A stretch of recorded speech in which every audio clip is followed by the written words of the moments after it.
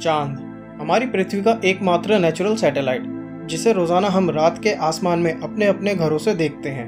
हमारे सौर मंडल में मरक्यूरी और वीनस को छोड़कर बाकी सभी ग्रहों के पास अपने अपने चांद मौजूद हैं, जो अपने अपने ग्रहों के चक्कर लगाते हैं। सैटर्न हमारे सौर मंडल का दूसरा सबसे बड़ा ग्रह है, जो 82 चंद्रमाओं से पूरी तरह घिरा हुआ है। दोस्तों, अगर हम बात करें हमारे सौर मंडल के सभी चंद्रमाओं की, तो पूरे सौर मंडल में 219 चंद्रमा मौजूद हैं, जिनमें से एक हमारी पृथ्वी का ये चांद है और लगातार पृथ्वी का चक्कर लगाता आ रहा है। चांद के कारण ही हमारी पृथ्वी पर समुद्रों की लहरें, मौसम की स्थिरता और यहाँ तक कि चांद के कारण ही हमारी पृथ्वी का एक दिन 24 घंटों का होता है।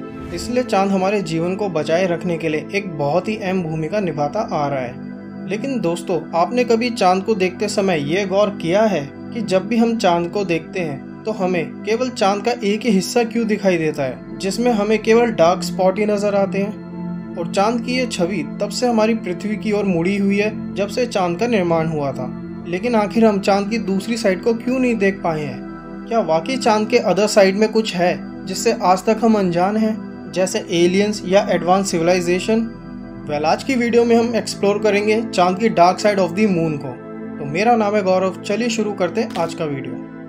ब्रह्मांड की दुनिया को जानने में चांद एक बहुत ही अहम भूमिका निभाता आ रहा है, क्योंकि चांद को अगर हम करीबी से देखेंगे तो हमें चांद पर बने ये क्रेटर्स और ये डार्क स्पॉट नजर आते हैं। और ऐसे ही कई क्रेटर्स पृथ्वी पर भी मौजूद हैं, और यही क्रेटर्स हमें पृथ्वी और चांद दोनों के शुरुआती दिनों की एक झलक दिखाता है। इसलिए चांद की दूसरी साइड में क्या है और चांद की दूसरी साइड कैसी दिखाई देगी, ये जानने से पहले हमें ये भी जानना जरूरी है कि चांद पर ये डार्क स्पॉट आए कहां से हैं और क्यों चांद करोड़ों से भी ज्यादा क्रेटर से भरा हुआ है। दोस्तों, वैज्ञानिकों के अनुसार चांद का जन्म आज से तकरीबन 4.5 अरब साल पहले हुआ था, जब पृथ्वी से थिया नाम का प्लेनेट टकरा गया था, जो मार्स प्लेनेट के साइज के बराबर का था। इस भयानक विस्फोट से पृथ्वी के कई लाखों टन मैट्रिक धातु अंतरिक्ष में चले गए थे, जिसके बाद ये सभी धूल और चट्टाने पृथ्वी की चारों ओर चक्कर लगाने लगे और एक रिंग का फॉर्मेशन लेने लगे। और समय के साथ साथ ये चट्टाने अपनी ग्रेविटी के कारण एक दूसरे से टकराने लगे और बाद में ये गोल पिंड का रूप लेने लगे थे। वैज्ञानिकों की स्टडी में ये कंफर्म हो चुका है कि चांद और पृथ्वी का जन्म लगभग साथ में ही हुआ था। इसलिए चांद पृथ्वी से बस 2 करोड़ साल ही छोटा है, और तब से लेकर आज तक यानी 4.5 अरब सालों से चांद पृथ्वी के चक्कर लगाता आ रहा है। लेकिन दोस्तों, चांद की रोटेशन पृथ्वी के मुकाबले काफी खास है, क्योंकि रोटेशन करते समय चांद का एक फेस हमेशा पृथ्वी की ओर रहता है। चांद की इस रोटेशन को कहा जाता है सिंक्रोनस रोटेशन ऑफ मून। मतलब इसमें चांद का रोटेशन पीरियड और उसके ऑर्बिट साइकिल का पीरियड लगभग एक समान होता है। अगर चांद के ऑर्बिट साइकिल की बात करें तो चांद को पृथ्वी का एक पूरा चक्कर लगाने में करीब 29 दिन 12 घंटे का समय लगता है, और वहीं चांद का रोटेशन पीरियड यानी एक दिन 27 दिन और 8 घंटे का होता है। यही कारण है कि हम हमेशा चांद के एक ही फेस को देख पाते हैं, जिसे हम कहते हैं near side of the moon, मतलब वो साइड जो पृथ्वी के सबसे नजदीक है। दोस्तों, near side of the moon की पढ़ाई कई देशों के वैज्ञानिकों द्वारा की जा चुकी है, लेकिन far side of the moon, जिसे dark side of the moon भी कहा जाता है, वो अभी तक हमसे अनदेखा रह गया था। और हमारे लिए ये भी जानना जरूरी था कि आखिर चांद के फार साइड में क्या है और कौन से राज हैं जो चांद से जुड़े वहाँ छुपे हुए हैं। चांद की पढ़ाई के लिए हमें जरूरत थी एक सैटेलाइट की, जिसे चांद के फार साइड की ओर भेजा जा सके। और 1950 के दशक में शुरुआत हुई स्पेस वॉर की, जिसमें 1957 में दुनिया का सबसे पहला मैन मेड सैटेलाइट स्पुतनिक 1 को लॉन्च किया गया था, जो सोवियत द्वारा बनाया गया था। और दोस्तों, इसी टाइम पीरियड के बीच सोवियत और यूएस अमेरिका के बीच कोल्ड वॉर चल रही थी, जिसमें यूएस अमेरिका के ऊपर एक दबाव आ गया था, क्योंकि सैटेलाइट की सक्सेस के बाद 1959 में सोवियत के एक और मिशन ल्यूना 2, जिसे चांद की सतह पर भेजा जाना था, वो भी पूरी तरह सक्सेसफुल रहा था। और सोवियत पूरी दुनिया में पहला ऐसा देश बना जिसने चांद की सतह पर सक्सेसफुली एक स्पेस प्रोब को भेजा था। इतने दबाव में आने के बाद यूएस ने एक खौफनाक मिशन को करने का प्लान बनाया। इस मिशन में अमेरिका न्यूक्लियर हथियारों से चांद को पूरी तरह खत्म करना चाहते थे, और इस मिशन का नाम रखा गया था प्रोजेक्ट A119। लेकिन दोस्तों, प्लानिंग के दौरान ही इस मिशन को पूरी तरह कैंसिल कर दिया गया था।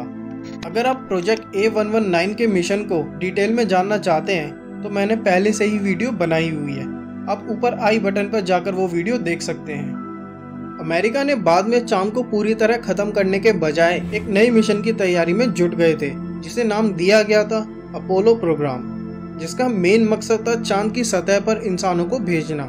और फिर कई टेस्ट मिशन के बाद 16 जुलाई 1969 को लॉन्च किया गया अपोलो 11। ये वो ऐतिहासिक मिशन था जिसे पूरी दुनिया कभी भुला नहीं पाएगी। लॉन्च के 4 दिन के लंबे सफर के बाद 20 जुलाई को नील आर्मस्ट्रॉन्ग और बज एल्ड्रिन ने चांद की सतह पर अपना पहला कदम रखा था और चांद पर 21 घंटे 36 मिनट बिताने के बाद वे सही सलामत पृथ्वी पर आ गए थे। और वो दिन था जब अमेरिका सोवियत से स्पेस वॉर में आगे निकल गए थे। जिसके बाद नासा ने चांद की सतह की पढ़ाई और चांद की मिट्टी के सैंपल के लिए कई और अपोलो मिशन किए थे, जिसमें हमें पता लगा कि चांद पर ये डार्क स्पॉट और ये सारे क्रेटर्स कैसे बने थे। दरअसल चांद पर बने ये गड्ढे असल में एस्टेरॉयड से टकराने से बने थे, जो आज से करीब 4 अरब साल पहले लेट हैवी बॉम्बार्डमेंट के कारण हुआ था।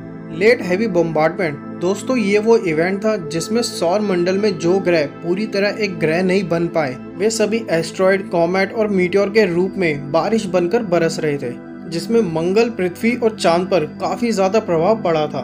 पृथ्वी पर गिरने वाले ज्यादातर एस्टेरॉयड चांद की सतह से जा टकराए थे, क्योंकि वे सभी एस्टेरॉयड पृथ्वी को ऑर्बिट करने लगे थे। इनमें कई एस्टेरॉयड का इम्पैक्ट इतना ज्यादा था कि चांद की सतह पर कई दरारें आने लगी थी और अंदर का मैग्मा बाहर आकर बहने लगा था और कई करोड़ों सालों तक ये मैग्मा ठंडी होकर जमने लगी थी और वो जगह एकदम फ्लैट होने लगी थी, जो बाकी के सतह के मुकाबले काफी डार्क था।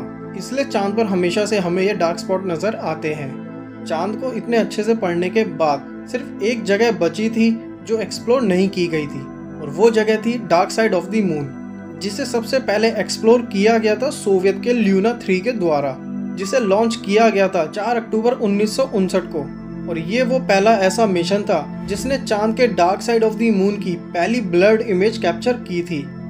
ये वो पल था जब मानवों द्वारा चांद के इस हिस्से को देखा गया था, जिसमें हमें ज्यादा कुछ समझ नहीं आ रहा था, लेकिन हमें फिर भी फार साइड ऑफ द मून की पहली झलक देखने को मिली थी। और फिर 2 जुलाई 2009 में नासा ने लॉन्च किया LRO को, यानी ल्यूनार रिकॉनेंस ऑर्बिटर मिशन को। इस मिशन को करने का मकसद चांद की 3D डिटेल मैपिंग करना था और साथ ही कई न्यू लैंडिंग स्पॉट को भी स्टडी करना था, जो फ्यूचर में होने वाले मैन्ड मिशन के लिए काफी मदद कर पाएंगे। LRO की डिटेल मैपिंग के जरिए हमें चांद की नियर साइड और फार साइड को काफी करीबी से देखा, जो काफी ज्यादा क्लियर था। और पहली बार हमारे सामने आई far side of the moon की पहली हाई रिजोल्यूशन इमेज, जिसे देखने के बाद नासा काफी शॉक थे, क्योंकि चांद के फार साइड में कोई डार्क स्पॉट नहीं थे जैसा हमें नियर साइड में दिखाई देते हैं, और थे तो बस चारों तरफ एस्टेरॉयड के द्वारा बने क्रेटर्स।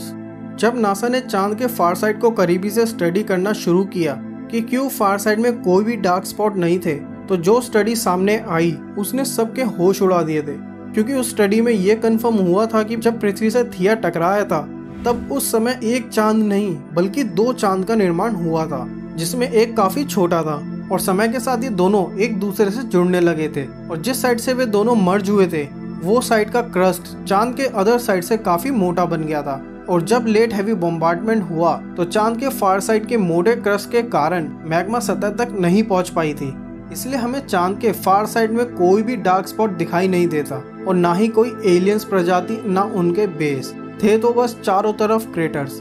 हमें चांद के फार साइड में कुछ ज्यादा रहस्यमय तो नहीं मिला, लेकिन चांद के साउथ पोल रीजन में कई ऐसे रहस्यमय राज छिपे हुए हैं, जिसकी खोज में नासा 2024 में अपने नए मिशन आर्टेमिस को लॉन्च करने जा रहे हैं, जिसमें एक बार फिर से इंसान 50 साल बाद चांद की सतह पर कदम रखने जा रहे हैं। अगर आप आर्टेमिस मिशन की पूरी स्टोरी के बारे में जानना चाहते हैं तो मैंने वीडियो ऑलरेडी बनाई हुई है, आप ऊपर आई बटन पर जाकर वो वीडियो देख सकते हैं। चांद के रहस्य में सफर में आज के लिए इतना ही।